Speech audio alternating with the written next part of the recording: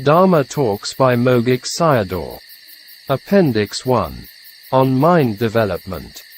In the Dhammapada verse 183, the Buddha replied to Ananda on the instructions given by all the Buddhas was, not to do evil, to cultivate merit and to purify one's mind.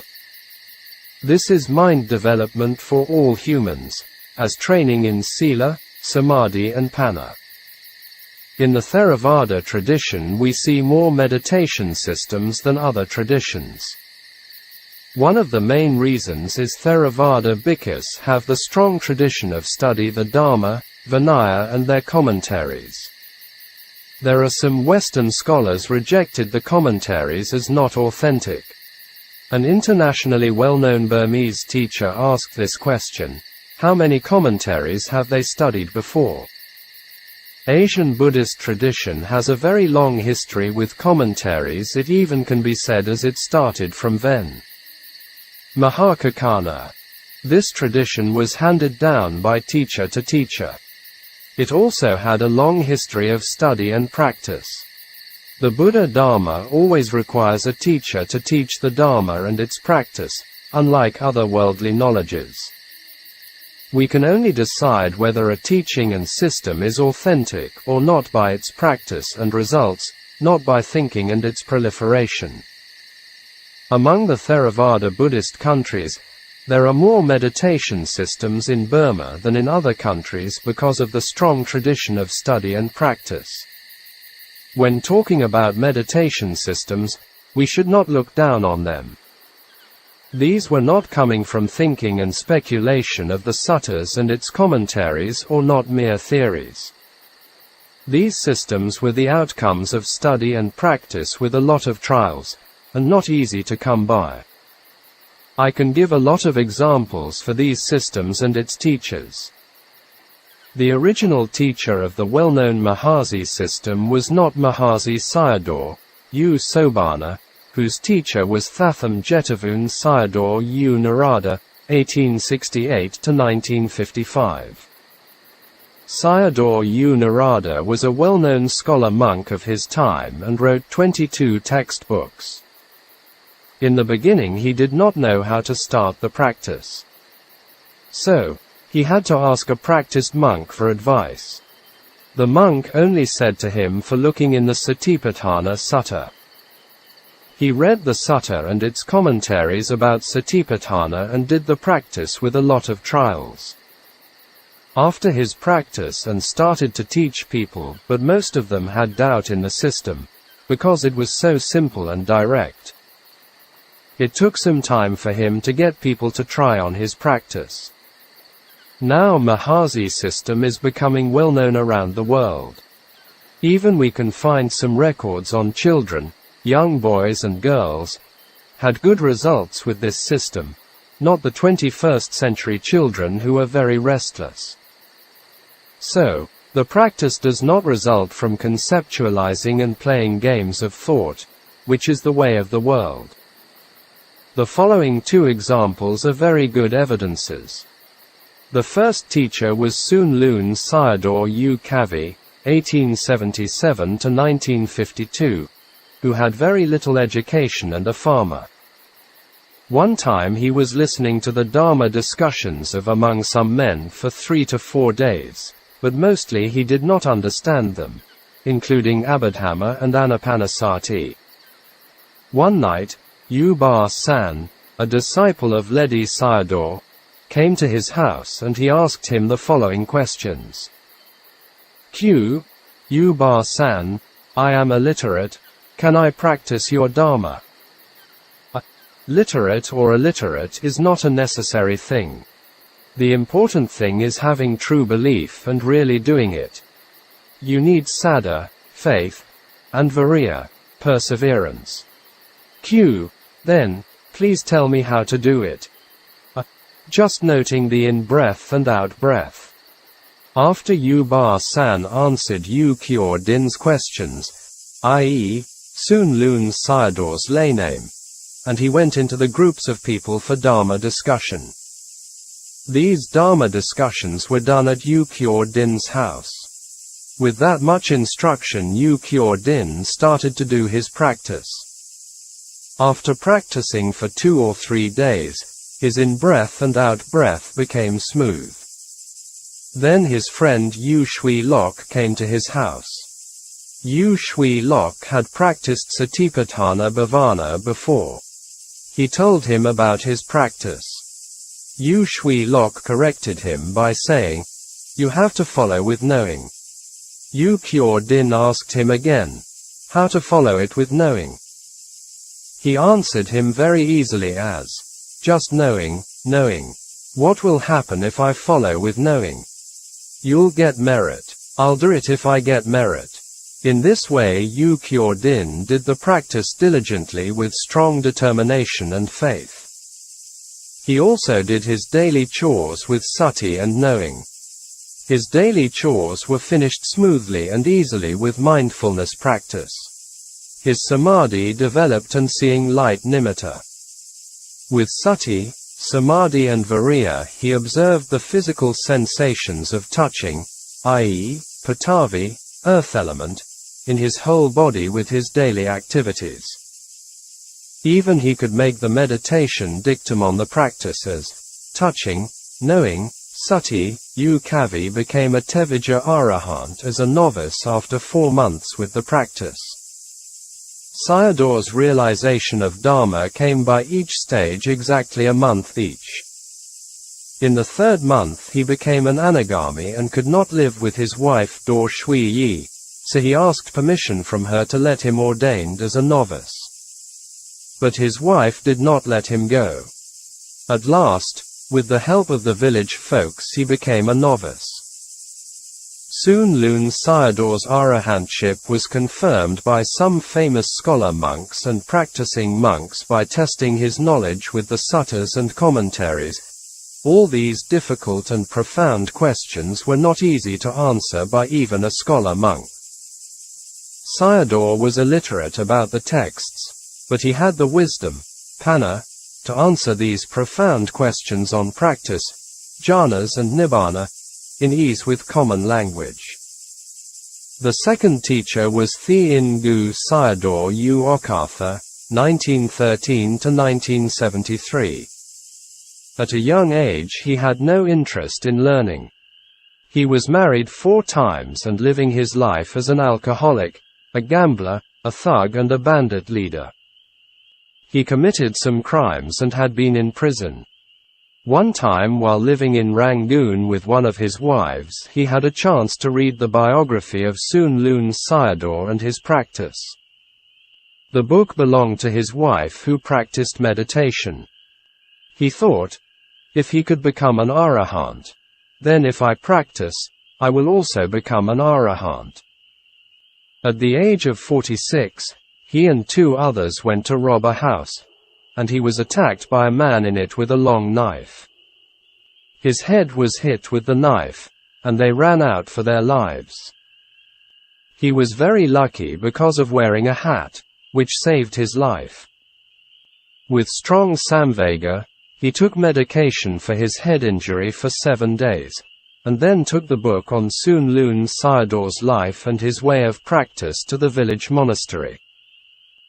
He observed the 9 precepts and shut himself up in the room of the monastery Sima for practice. Sima is a monastery building for ordination purpose and reciting of monastic rules.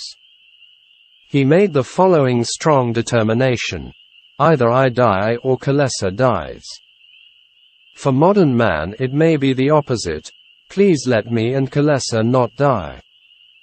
See the global pollutions and severe climate problems. He did the anapanasati by observing the in-breath and out-breath at the tip of the nostril with continuous sati. He was quite often falling down to the ground from a sitting position due to the intense and unbearable painful feelings that arose. It may be related to his negative kamas. Without losing sati and with unremitting effort, he contemplated each of the Vedana with patience and endurance to their ending. On the 6th day, the 12th of September 1959, realized the first path knowledge. realized the third path knowledge on the 15th of March 1960 with the divine eye. He ordained as a monk on the 12th of March 1961 and became Arahant on the 20th of May 1961. See Soon Lun Sayadaw's Way of Practice in Jack Cornfield's book, Living Buddhist Masters.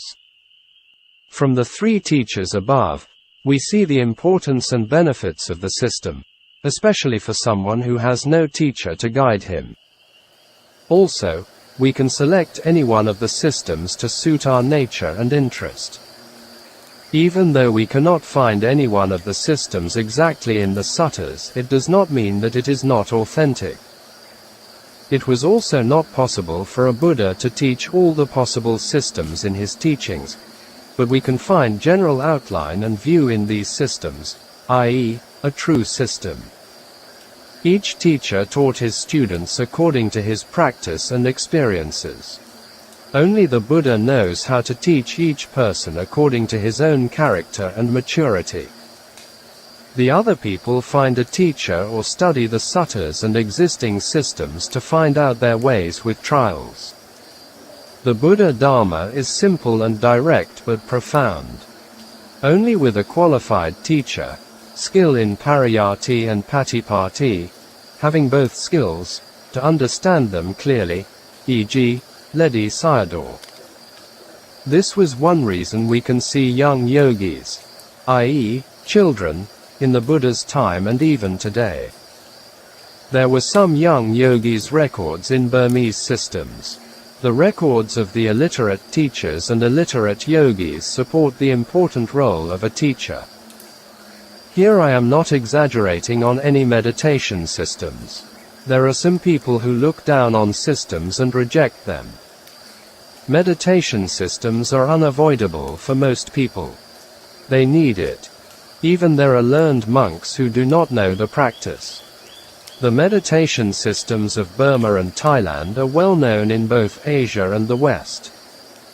But they do not know each other very well because of the differences in their modes and ways of practice. The Burmese systems were based on the suttas and commentaries and the Thai on the suttas. Most of the Burmese systems were discovered by the monks, and very few by laymen, e.g., Anagam Saya Thet, who was Sayagyi U Ba Kin's teacher. Saya Thet's life was quite interesting. His main teacher was Ledi Sayadaw, but he had studied and practiced under many teachers of his time. Much of the Thai tradition is associated with forest monks. What I know from the Thai forest tradition, they did not pay much attention to the commentaries, but they had some knowledge about the suttas. Some Thai forest monks thought that without jhana samadhi and insight was impossible. I do not know how many Burmese know about the Thai forest tradition, vice versa. Some years ago, I had met a well-known Abhidhamma teacher in Burma. He was a lay Buddhist. He showed me a small booklet, the English translation of Ajahn Chah's talk, and made a critical comment. I thought he did not find any evidences of the suttas, commentaries and Abhidhamma in it. Then I responded him by referring to Bhikkhu Sayadaw's teaching and system. People who know Sayadaw's teaching will understand what I mean. It was very simple. The best way to justify any teaching and system is only by practice, its result and time. Inauthentic Dharma will disappear very quickly and cannot last long. Mogok Sayadaw's talks are quite unique. By listening many times with contemplation, it can lead to dispassion with the khandhas and the external world. A Dharmakataka has this quality to teach people, and this was also mentioned by the Buddha. It was like listening to the teachings of the Buddha and his great disciples.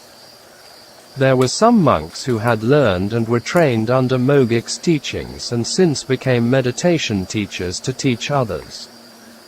Each teacher had a different style, but the perspective and rules were the same.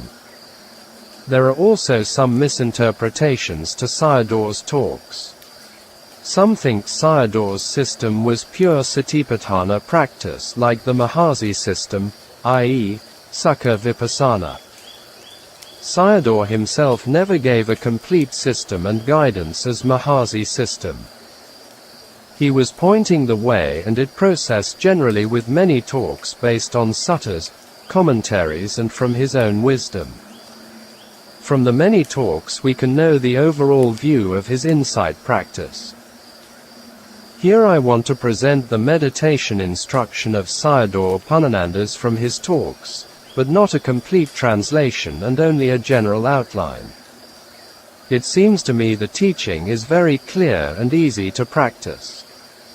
Anyone who is interested can give it a try. Dharma Talks by Mogok Sayadaw. Appendix 2. Vipassana Bhavana. By Sayadaw Upanananda. Talk 1. It is important to have the right view on the meditation object, i.e., one of the Satipatthana object, Kaya, Vedana, Chitta, Dharma. Following with the talk, you will know what it is. How to relate to the object, aram or aramana. 1. Do not let it become permanent view, nika ditthi. 2. Do not let it become a not existing concept, abhivarpanati.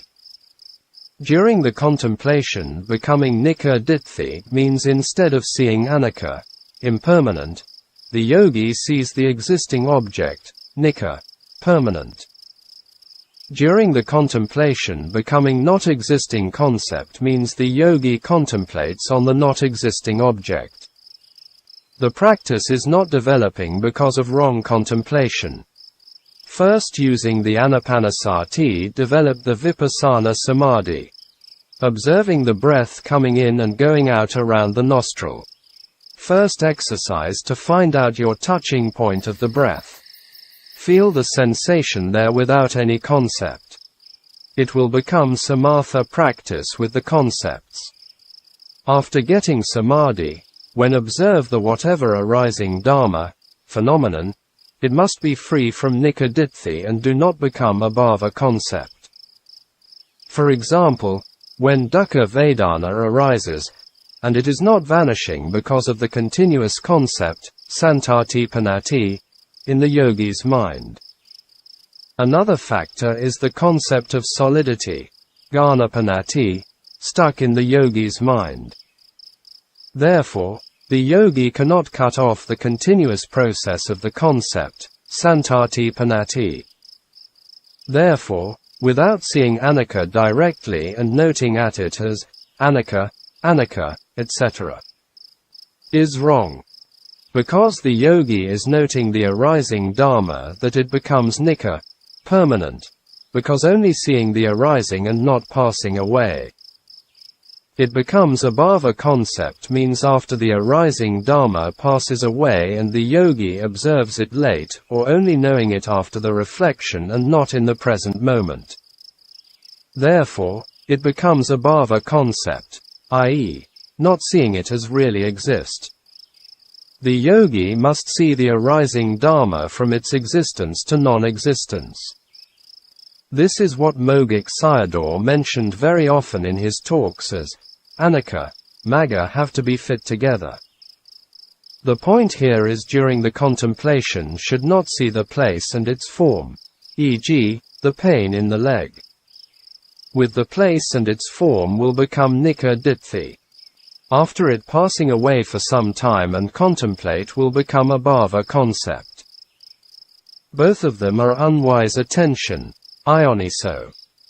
Nika concept and abhava concept have connection to each other. Talk 2. The yogi has to understand about the two kinds of knowing, the normal or common knowing and the knowing with contemplation. First, do the exercise by contemplating at the nostril with the in-breath and out-breath. This is normal knowing of the object, and the yogi will feel the sensation at the nostril. After some time he will know the nature, sabhava, of the object. Here it is rupa, a form or the four elements, and without aware of the nostril. and then whatever object arises in the body follow it with contemplation. Here are 3 stages for knowing the object to determine a place, here nostril. To know the nature of the object, i.e., sensations, without the concept of the place, here the concept of nostril. After developing the second stage, the yogi has no difficulty to contemplate wherever the object is arising without the concept of the places, e.g., leg, arm, body, etc. From then on, with the contemplation, the yogi discerns the mind-body process. For example, the physical sensations appear at the nostril is form, rupa. Knowing of the arising sensations is mind, chitta, etc. Talk 3. Sayadaw talked about the simile of spider meditation. It seems to me it was from the Milindapana. In a sutta there was a simile how to catch a lizard which is hiding in an earth mount with 6 holes. We experience the internal and external phenomena, dharma, from the 6 sense doors, i.e., eye, nose, mind doors. Among them the mind is the main knowing. The mind door or base is at the heart. It was like the center of the spider web. A spider stays at the center of the web, quietly waiting and watching any insect caught up in any part of the web. In the same way, the yogi's mind stays at the heart to observe whatever arises in the body.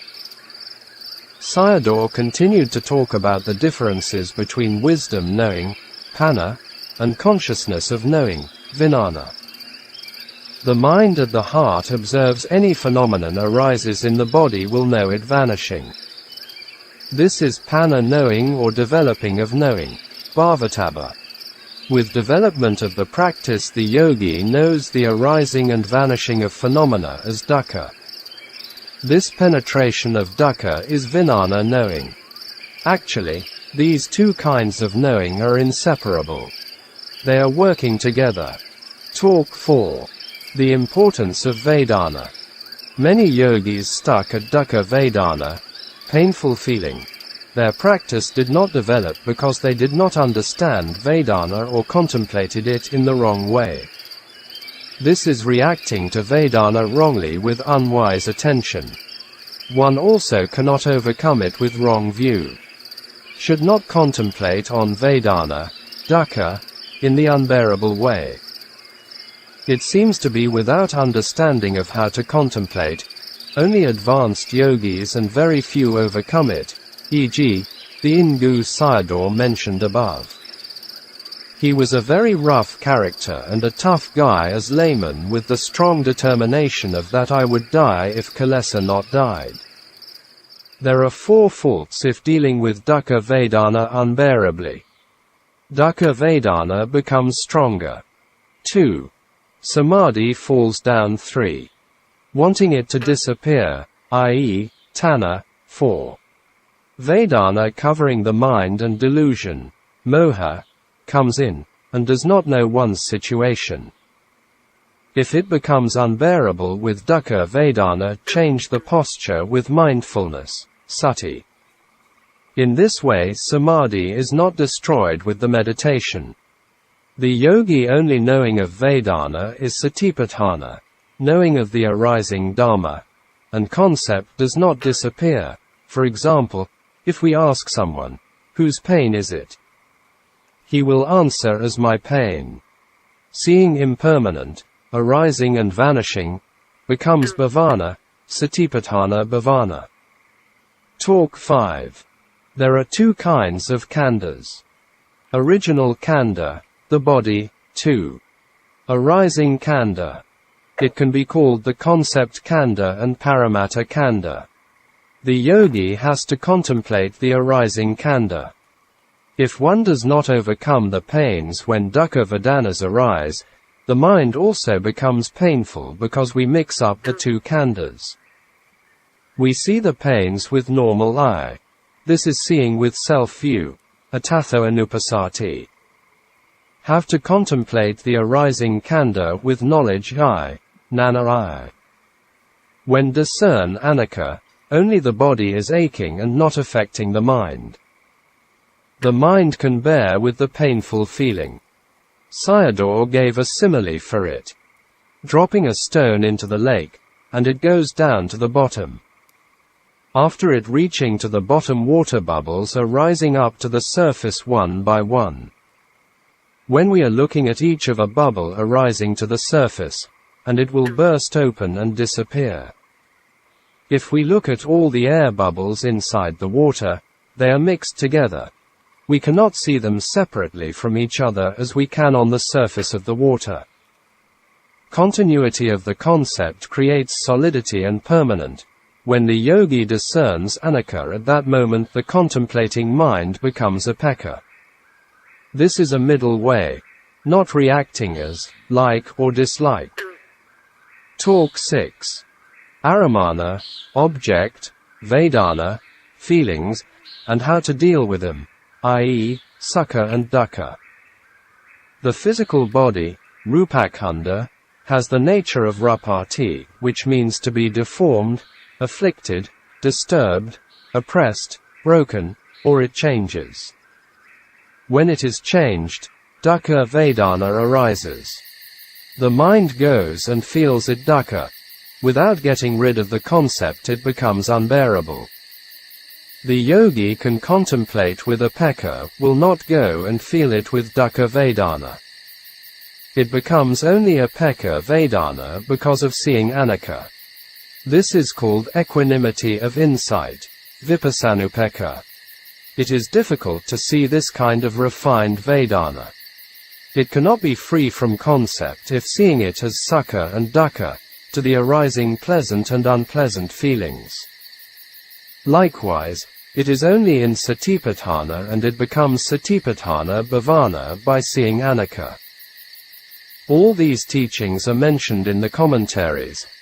Therefore, if one has not studied them, one should not blindly criticize them only from one's own point of view.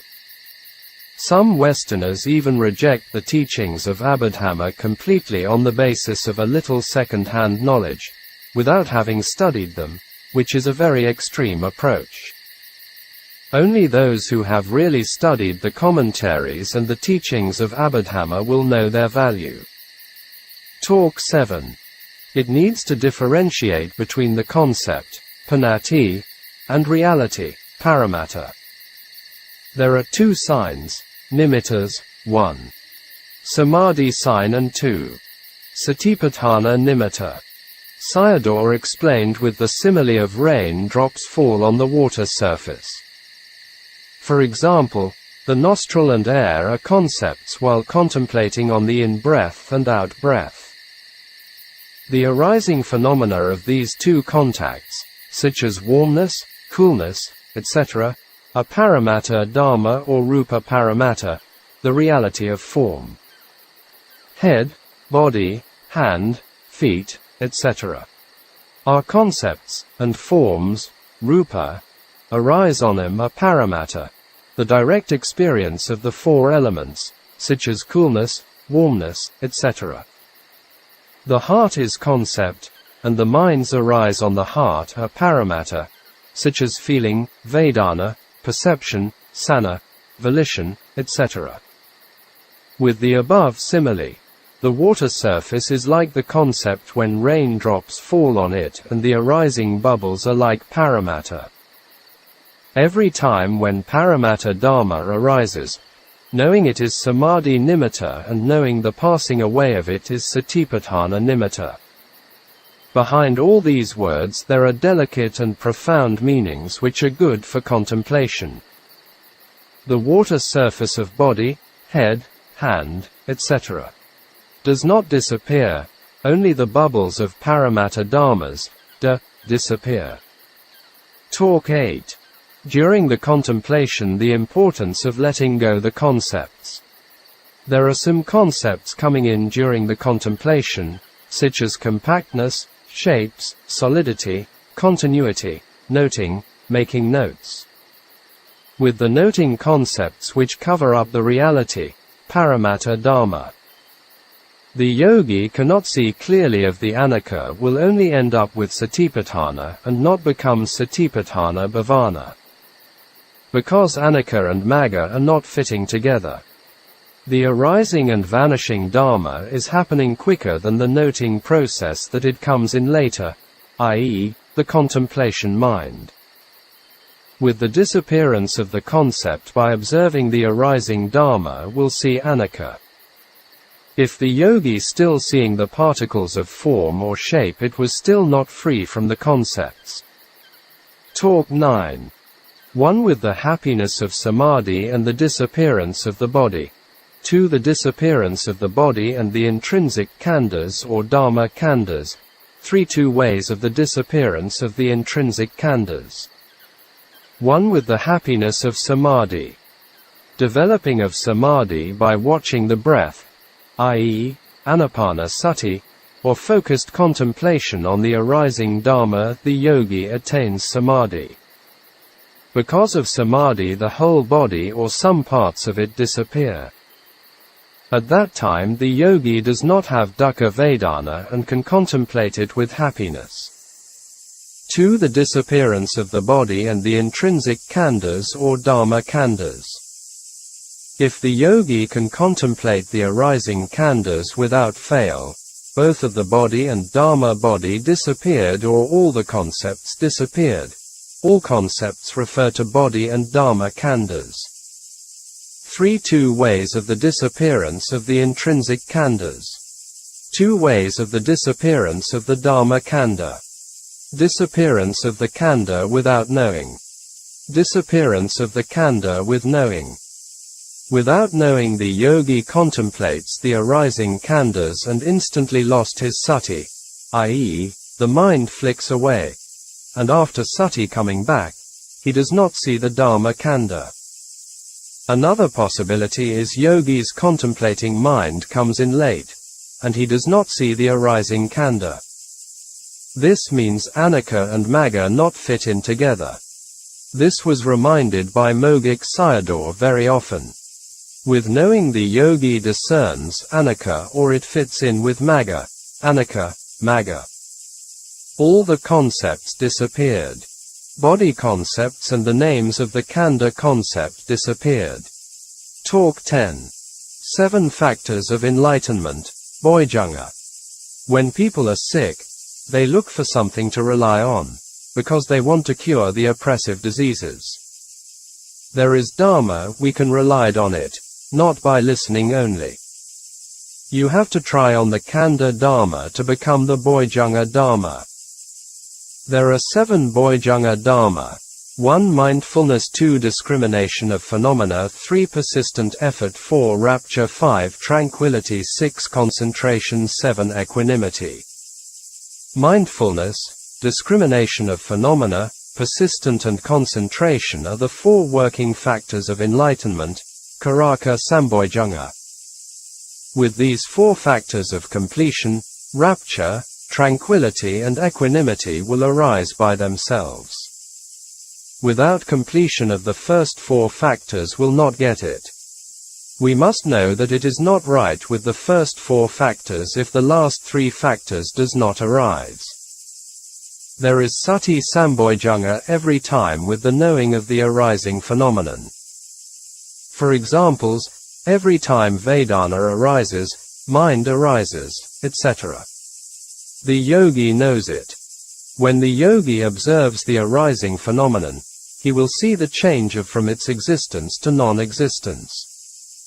For examples, Vedana arises, after it arises and see it's not existing. Every time the object of contemplation arises, observing with jnana and seeing the arising and vanishing or birth and death. These khandhas are called guest khandhas. Because it does not exist all the time. The knowledge of seeing anicca is called the factor of discrimination of phenomena, Dhamma Vicaya Bojjhanga. Every time Dharma arises with the persistent effort to discern impermanence is Viriya Bojjhanga. At the moment of discernment of anicca, the mind not running away anywhere and calmly staying with the object is Samadhi, Bojjhanga. If the yogi can contemplate anicca with stability, rapture, tranquility and equanimity will complete slowly. If not developing, then mindfulness, discrimination, persistent effort and samadhi, any one of them is lacking. Rapture, piti bojjhanga, will arise if four of them can work together successfully. The mind is free from defilements, i.e., the hindrances, nivarana, by discerning of anicca, then rapture starts arising. 5 kinds of rapture arise successively. These are Khuddaka piti, minor rapture, gooseflesh starts arising, the hairs on the skin stand up so that it is covered with tiny bumps. It is very weak and quick that some yogis know about them, but some are not. With Khuddaka piti increasing and it leads to Khanika piti, momentary rapture, arises so that the hairs on the skin stand up longer and clearer with tiny bumps. Here which the yogi has to be careful is the process happening longer does not mean it was stable. It means becoming clearer. Piti also arises and vanishes with continuing. With more increasing of piti. Okantika piti, showering rapture, arises, and it breaks over the body repeatedly in surges, like one is riding on a chair in the Ferris wheel. With the increasing of piti which leads to Abhiga piti, uplifting rapture, arises. It was like the experience of riding on a wave going up and down. The body becomes light and moving up from the floor. From here it develops to Pharana piti, pervading rapture. The yogi can sit longer and with happiness in mind and body. It was like a cotton soaked with full of oil and no painful feeling anymore. Every yogi arriving at this stage has fondness in the Dharma. It continues to develop arriving at 5 passaddhi, tranquility, mind and body become happy and peaceful. Because it does not have the fire of greed and anger of defilements. Yogi who arrives to this stage making more effort in the practice, and he does not want to mix with anyone. He has joy and pleasure in his own Dharma. With more development than that, the yogi arrives at Sevanapeka Sambojjhanga, equanimity. The yogi can contemplate anicca with equanimity as a stranger. At that time the diseases in the body are cured. Lobha fire and dosa fire are extinguished and yogi feels quite happy at that moment. This is not nibbana yet, very close to it now. If we are arriving at this stage and can imagine the great happiness of nibbana. Talk 11. The 7 purifications, signposts of Dharma development. I will talk about the signposts of Dharma development, so that yogis can know one's level of the practice. These levels of signposts of Dharma are 1. Keeping and looking after one's sila. This is sila visuddhi. 2. Pay attention on the in-breath and out-breath at the nostril or contemplate on the arising khandha in the body. If the mind not running away anywhere and staying with the objects of contemplation, then the yogi gets samadhi. The mind is free from the hindrances and purified.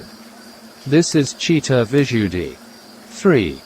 Contemplation of the in-breath and out-breath at the nostril and discern the warmness, coolness, etc. of the physical sensations is discerning of form, rupa.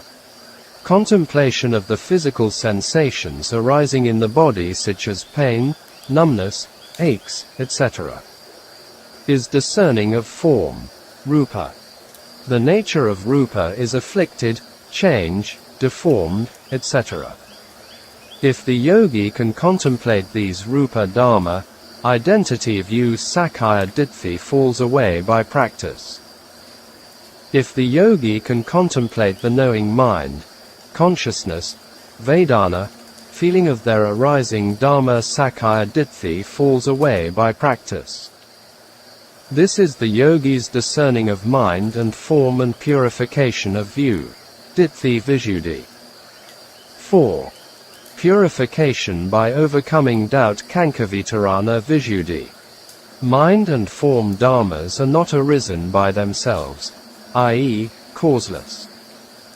It is also not by any creator, i.e., God or Maha Brahma. It's arisen by natural causes or conditioning by natural causes. For an example, when with breathing the air is going in and out from the nostril. Here the physical sensitivity around the nostril is sense door, vara, the air element is object, aram or aramana, and their contact is phassa. By these three causes the knowing mind consciousness arises. 5. If the yogi discern of each arising of mind and form and their passing away, it is the purification of the path and not path. Magamaga Nanadasana Visuddhi. The purification of the process starting from 1 to 5 can be known and achieved with the help of a teacher.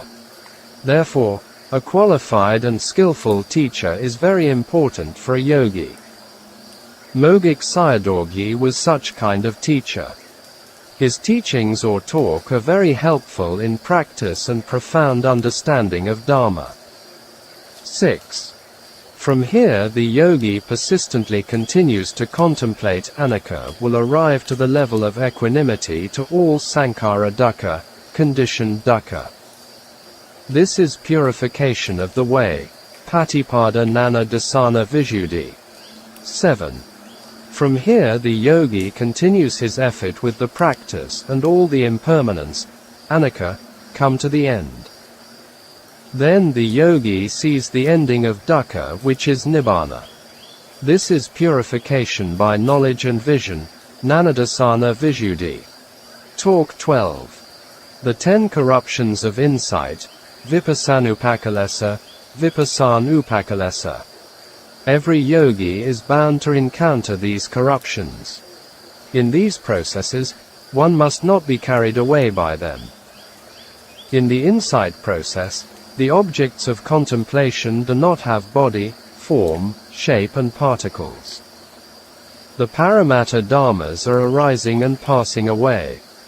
If the yogi can discern impermanence, there are no body, head, hands, feet, forms and signs, nimittas, with it.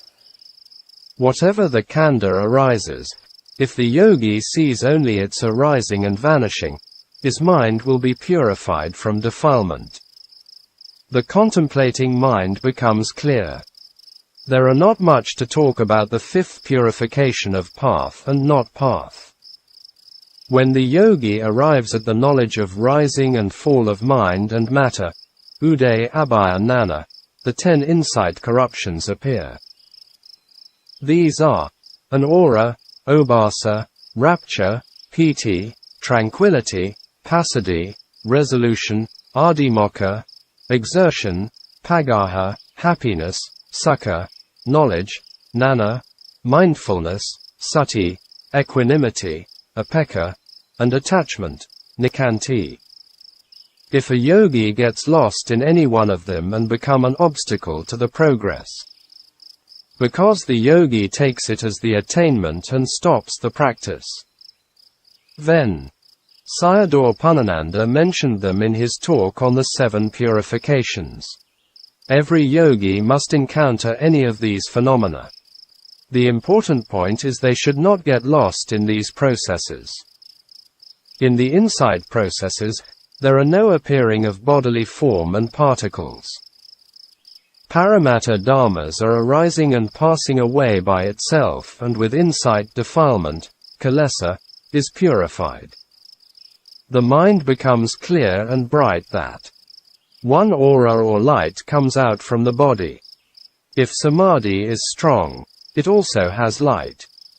If you encounter them, do not think about them and not take pleasure in them. Otherwise, the practice will go down. by not taking an interest in them and continue with the impermanent process will overcome the problem. 2. Sharp knowledge. At the beginning of vipassana practice, it was led by samadhi, so that knowing them with concepts whatever arises. This was the task of satipatthana. Sometimes if the yogi discerned impermanence, the contemplative mind had 5 path factors, sati, viriya, samadhi, samaditthi and samma sankappa. This period was very short. After that, samadhi led the process again. In these ways, sometimes led by samadhi and sometimes became knowledge, discern anicca. And then sati became strong. Sometimes the mind is clear and sometimes not. When it is clear, will discern impermanence. If not clear, only know the arising phenomena with concepts. This level is still led by samadhi. With samadhi, the yogi develops step by step and only seeing anicca. This is led by discernment, jnana or knowledge. And then, knowledge becomes pure and sharper.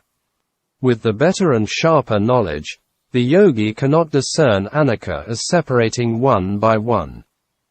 Instead, the yogi sees the passing away as a whole. When seeing anicca with the strong power of mind or sharp knowledge, and he takes it as attainment. At that time, the yogi able to contemplate whatever coarse, middle, refined phenomena without failure. The yogi can take pleasure in it. With pleasure, his knowledge declines. 3. Rapture, piti. The important point here is whatever the yogi encounters, he can solve the problem. Whatever type of contemplation we do or try when discerning anicca, all phenomena, body, feeling, mind and dharma, are dharma arising and dharma passing away. Only sankhara, all conditioned things or the 5 khandhas, arises and sankhara passes away. With the mind clear and pure, zest appears. And then the yogi cannot discern anicca, which is covered up by rapture. With strong respect on the 3 treasures, tiratana, i.e., Buddha, Dharma and Sangha, rapture can arise. With the pervading rapture, Pharana piti, which is the piti in jhana attainment, the yogi cannot see impermanence. Without seeing anicca, the yogi thinks it as the ending of anicca, which is nibbana. At that time, knowledge went down. Even some yogis have tears come out. Instantly when rapture arises, if he can contemplate it, and no problem arises. If not, the yogi takes it as the path knowledge and stops the contemplation. 4. Tranquility, passaddhi, mind and body become tranquil. Any one of the 10 corruptions can arise to the yogi. These things are sure to arise for yogis. If not, encounter any of them, the mind still not mature yet. After the encounter, it and cannot solve them, the yogi will far from nibbana. Normally people are burning with the fire of defilement such as greed, ill will, delusion, sorrow, etc. The mind is not peaceful. In the same way the body is oppressing by diseases and pains. But when the yogi discerning anicca with the strong power mind, he can bear all the pains with equanimity. When the mind and body become tranquil, the mind can fall into one-pointedness, ekaggata. Then the yogi cannot hear any external sounds. And no external object disturbs the mind. It is peaceful. At that time, anicca disappears and the mind sinks in the tranquility and take it as the path knowledge. Each yogi experience is not the same. If the yogi can contemplate the arising fake dharma, i.e., any of the 10 corruptions, then contemplate its anicca. If not, neglecting it and continue with one's contemplation. 5. Happiness, sukha. From tranquility, it progresses to the level of happiness, then the yogi can maintain the posture for a very long time. Without any pain and aching, the mind feels happiness. At that time, sukha replaces anicca and the yogi misses anicca. Also, the yogi does not contemplate the arising happiness that knowledge falls. 6. Resolution or faith, adhimokha. With the well-discerning of anicca better and better, faith increases, i.e., in the Buddha, Dharma, and Sangha. The whole body becomes cool and happy. This cool and happiness come from the faith which covers up anicca. So, anicca disappears and the yogi took it as the attainment. With faith, if happiness arises, the yogi should not lose sati and contemplate the arising happiness as anicca. Or without paying attention to it and continue with one's practice. There are 2 ways to solve the problems. Contemplate the coming incorruptions as anicca or neglect it by contemplating one's meditation object. Therefore, in all these situations, sati is very important. 7. Exertion, pagaha or viriya. With the progress in the practice, the yogi can contemplate without any difficulty with happiness. So, exertion increases and the mind with high spirit. Every time he puts effort and not to miss the point. At that time, he could sink in the exertion and forgot anicca. This is taking pleasure in exertion. 8. Mindfulness, sati. At that time, i.e., inside corruptions period, mindfulness always fell on the object and became very strong whatever dharma arises. It is the kind of heedful mindfulness that the yogi does not lost his sati even in a dream. If taking pleasure in strong mindfulness, he will miss anicca. Therefore, always alert with sati without letting go of anicca whatever dharma arises, i.e., do not change the object and not get lost in pleasure. 9. Equanimity, upekkha. Whatever dharma arises, it can be contemplated with equanimity. The yogi also can attach to this state and take it as attainment. 10. Attachment, nikanti. All the above 9 dharmas, light, obhasa, to equanimity themselves, are not defilement, kilesa. The problem is the attachment to all these fake dharmas, i.e., nikanti. These are significantly refined dharmas and the signs of progress in practice. Every yogi must encounter them, not all. The problem here is the yogi's attachment or pleasure in them. It is nikanti or tanha. Therefore, it could hinder the yogi's practice if they trapped him. So, be careful to the refined and subtle experiences with strong and alert mindfulness. Here I want to include the same points on anicca mentioned by Dhammaramsi Sayadaw U Sunanda in some of his talks. It will be helpful to the yogi in the discernment of anicca.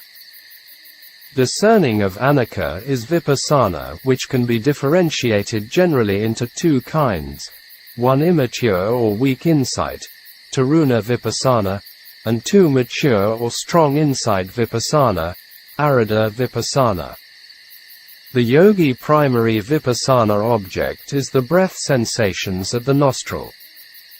In the beginning of contemplation on anicca, yogi discerns the anicca of coarser objects and not the refined ones. Because his sati and samadhi are weak.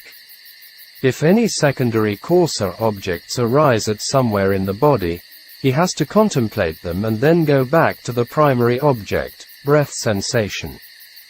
This is taruna vipassana. Continue from the taruna vipassana when sati and samadhi become stronger, yogi starting to feel the sensations of the heart beat at the chest area. The yogi then shifts his attention from the nostril area to the chest area where the heartbeat is felt and contemplate there. It becomes the primary object, From there the yogi contemplates whatever Dharma arises in the body. Because of the strong sati and samadhi, the yogi sees more and more anicca, and it is difficult for the yogi to follow them where it arises. Instead of following him everywhere, he should pay attention at the heart. He knows everything about them. Maybe this is the reason commentary mentioned the mind door as Hadaya Vafu. Thai forest teachers also mentioned this point. The yogi should be aware that if the whole body is seen as anicca through contemplation, then the concept of the whole body disappears and the yogi becomes frightened by focusing on his or her own body. This concern makes him open his eyes and looking or checking his body. It will affect his practice by losing his anicca. We can see this in the case of Channa in the Sutta and in some of the present yogis. Some even stop their practice. I had heard a story that a Brahmin listened to the Dharma in the crowd by the Buddha. He discerned anicca in his body and became frightened. So he got up and ran back to his home. This was one of the key reasons why Mogok Sayadaw often reminded his listeners to dispel wrong view, ditthi, before practicing. Talk 13. Meditation with other postures. Lying down posture. When lying down, the person's back is in contact with the floor. As a result of these contacts, physical sensations such as tension, warmth, stiffness, etc., are arisen there. All these objects call for the contemplation of the yogi. It arises in the physical body that it is form dharma, rupa, and have to contemplate them. By knowing the arising dharma kilesa cannot come in. If mind and mental states arise, also have to contemplate them, such as thinking, planning, etc. These are mind dharma. It can also contemplate the in and out breath's sensations, or the sensations of rising and falling of the abdomen. Whatever experiences, the yogi has to contemplate them. Standing posture. When standing, don't let both legs touching together by losing sati can be fallen down. Both legs should be a little distance which can support the upper part of the body. Both hands should put on the side loosely. The yogi will have a more distinctive form, rupa, dharma in the area under the ankles, which supports the whole body. In the beginning, yogi can calm his mind by observing the in and out breaths. The body will show its nature of tension, stiffness, aches, pain, etc. At the beginning yogi will know them with concepts together. The yogi will see their paramatta nature with a lot of contemplation. Jnana mind will stay with its intrinsic nature. At first from the feet, legs, waist, body, etc. Will know the arising khandhas slowly. Contemplate in details all the arising dharmas. In the beginning, do the exercises at the ankles and toes area. With it slowly, the yogi will know the upper parts and the whole body. As jnana develops, the yoga will become clear about the knowing of object, i.e., aramanas, and the knowing, i.e., mind. After that, the yogi can embrace it as a whole to know it. If he has this knowledge, then it is of value to the yogi. In walking posture, every step has to be mindful. In this way in the beginning, every step has awareness. At the touching places of feet and the floor, the yoga will know the nature of form, rupa. Stepping the left and right feet have to know them. If every step becoming clear, let us continue forwards. This time every step will contemplate the three stages: lifting knowing, stepping knowing and putting down knowing with each step, etc. When lifting the foot, one must know where the heel and the tip of the foot is being lifted. In these places the yogi will know that the nature of form, rupa, is heaviness, lightness, tightness, looseness, etc. The yogi will know any one of them. Every stepping also will know the lightness, heaviness. Now I am talking with the concept because it is the beginning of Satipatthana practice. The yogi will know then with concepts. If the mind becomes clear with knowledge, jnana, yogi will know their paramatta nature. When stepping down the foot and putting down, the yogi will know one of the followings as roughness, hardness, tenseness, warmness, etc. You have to know them whatever is arising. At walking meditation, the yogi contemplates the nature of form, rupa, and when he discerns its nature, paramatta, he is free from the identity view, sakkaya ditthi. After being able to contemplate successfully the 3 stages above, continue with the following stages. In every footstep, the mind wanting to lift the foot will arise first. For this arising mind, have to contemplate at the chest area, i.e., heart area. When lifting the foot, because the mind of wanting to lift it, that in the leg will see the movement of the air element. Yogi also will see the nature of material phenomena, rupa, at the ankle and the tip of the foot with their arising and passing away. At the places of moving forwards and stepping down, the foot yogi has to observe them as mentioned above. Where the feet move forwards and step down, the yogi is to observe them as described above. When he reaches the place of stopping, he has to contemplate the mind that wants to stop. At the time of turning the body, practice in the same way. If the practitioner can contemplate in more detail, the kilesas will become less and less with practice. It makes one's knowledge become stronger. Here I present Sayadaw U Panananda's teaching on vipassana practice is not promoting a system. Let the readers to have the view of how to use Mogok Sayadaw's talks in our practice. There is another reason. This is for a newcomer and some Buddhists who want to try it out for themselves. It was very interesting to see Kamathana Koreas who followed the same tradition, but their styles of teaching had differences. Anyhow, the basic outlines were the same. Mogok Sayadaw's Dharma talks did not represent any particular systems of practice. He explained the sutta teachings on practice with his own experience and wisdom.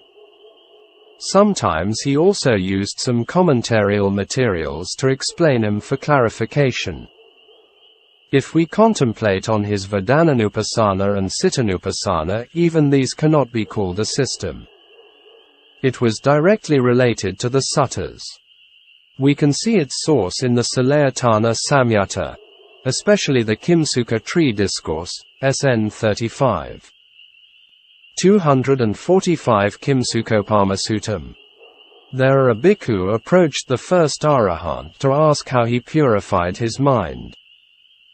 The arahant's answer was, a monk understood as they really were the arising and vanishing of the 6 bases for contact. In this way his vision was purified. The 6 sense bases and the 6 sense objects are related to all, the internal and external phenomena, the world. It includes everything except Nibbana. In the same way Mogok Dharma embraces all systems and methods.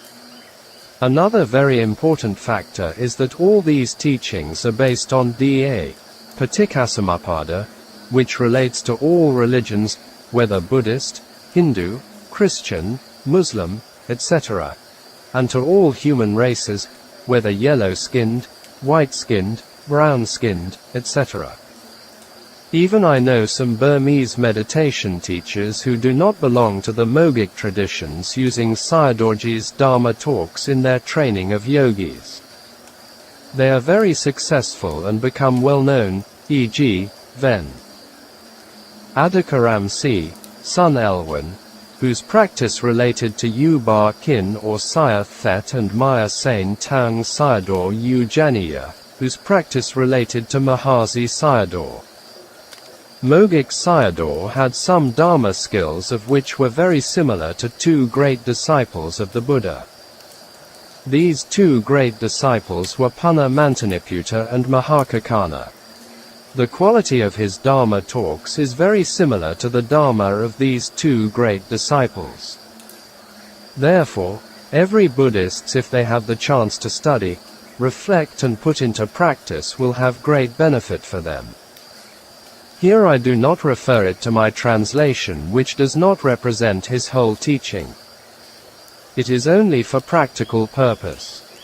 For great benefit it needs to translate the full talk, i.e., 1 hour each talk. To achieve this purpose, we have to use the transcribed talks in book volumes. It also included other essence of Dharma, representing the Dharma treasures of Dharma nectar. I have no doubt that if someone reads and reflects on Mogok Sayadaw's talk many times, it will plant the seeds of wisdom faculty which will be latent in her heart now and in the days to come. It is for sure that will lead to the ending of dukkha. In the beginning I have mentioned that the Buddha's teaching on mind development is not to do evil, to do good and purify the mind. It is important for all humans, whatever their believed systems, races and cultural background, have to develop them, especially the Buddhists. These are representing the three levels of human: good human, wise human and noble human. The opposites are bad, foolish, stupid human, unwise, inferior human and ignoble human. I hope nobody wants to become a negative person like rats and cockroaches and disgusted by everyone. Now that we have still encountered Buddha Dharma, we should not miss the opportunity to develop our minds. To achieve this, we must never forget the Buddha's final exhortation. Vyadharma Sankara, Apamadina Sampadetha. Decline and disappearance is the nature of all conditions. Therefore, strive on ceaselessly, discerning and alert.